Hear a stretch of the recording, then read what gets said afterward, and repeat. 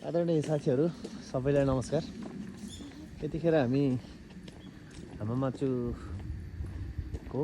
स्याक्सोभन्दा थोरै 200 देखि 300 मिटर पश्चिमतर्फ छौँ। मलाई चाहिँ आज यो जङ्गलको किनारतिर आउँदा साह्रै नै रमाइलो लाग्छ।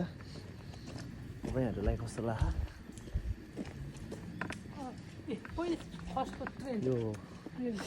यो बाटो चाहिँ पहिलाको ट्रेनको बाटो रहेछ। अहिलेलाई चाहिँ यसलाई टाइलहरू लाएर मान्छे हिँड्ने बनाएको छ। यस्तो रहेछ पहिले चाहिँ। यो चाहिँ ट्रेन रहेछ। यहाँ चाहिँ यस्तो रहेछ।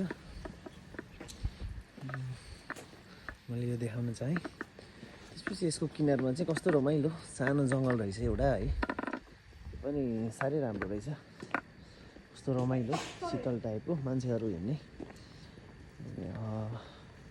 इभिनिङ वाक, मर्निङ वाक र साइक्लिङ गर्ने ठाउँ रहेछ। मलाई चाहिँ साह्रै रमाइलो लाग्यो, साह्रै राम्रो लाग्यो। हाम्रो नेपालमा जस्तै काठ दाउराहरू पनि रहेछ पारिपट्टि। सानो ठाउँमा जङ्गल छ र पनि साह्रै राम्रो छ। यो चाहिँ बाटो क्रसिङमा ट्रेनको लिक रहेछ यतापट्टि। यो अन्डरग्राउन्ड पास रहेछ। यहाँ पनि रमाइलो नै रहेछ। यहाँबाट माथि चढेर रोडमा जाने यतापट्टि पनि हिँड्नलाई रहेछ। यो यतापट्टि पुरानो रुखहरू साह्रै रमाइलो ठाउँ छ।